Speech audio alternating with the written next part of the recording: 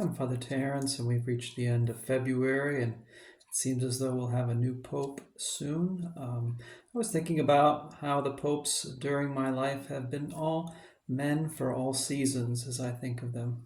Men for all seasons. There's that famous movie from the 60s, St. Thomas More, the old movie, A Man of All Seasons. It's a very good movie. I think of the popes too as men for all seasons. I think of John Paul II, kind of like a summer pope, a summertime pope. Summer is a warm season. John Paul II was a very warm person, had a very warm personality. Summer is also a time to travel. No one traveled more than John Paul II traveled. Summer's a time to be with people. No one was with people more than John Paul II. I think he might have been in the history of the earth the one who's been in the presence of the most people, more than anyone else in person.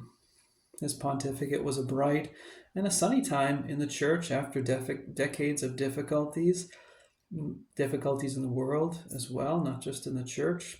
He also helped bring communism down in Russia. He let the sun shine in there as well. So I think of John Paul II kind of as a summertime pope, pope of the summer. Benedict XVI was more of a fall or an autumn pope. Fall is the season you go back to school in the fall, right? Benedict was a scholar, more of a theologian, more introverted, more bookish than John Paul II. Fall is also the season of beauty and glory, the changing of the seasons. I think of back in the Northeast where I'm from. It's a very beautiful season with the changing of the leaves and the beauty and the glory that comes out in that.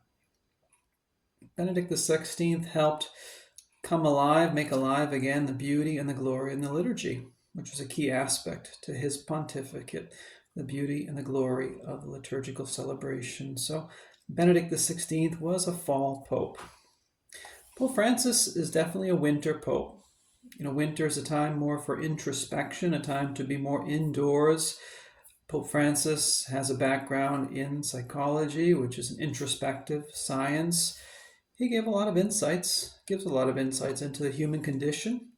He has a great concern for individuals and a lot of good advice on how to work on ourselves spiritually, actually. Winter is also not a time for growth. And there's been a general decline in vocations under Pope Francis's pontificate.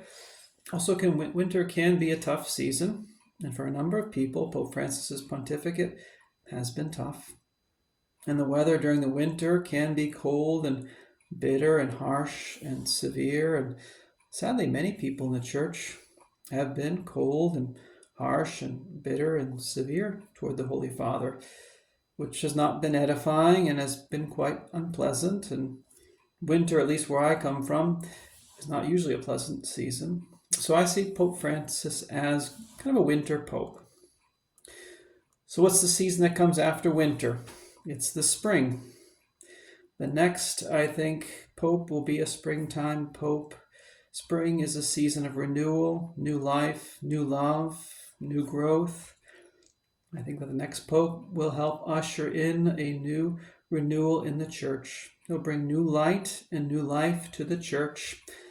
And I think that a lot of people's hearts will turn to the Lord and will turn back to him under the next Holy Father.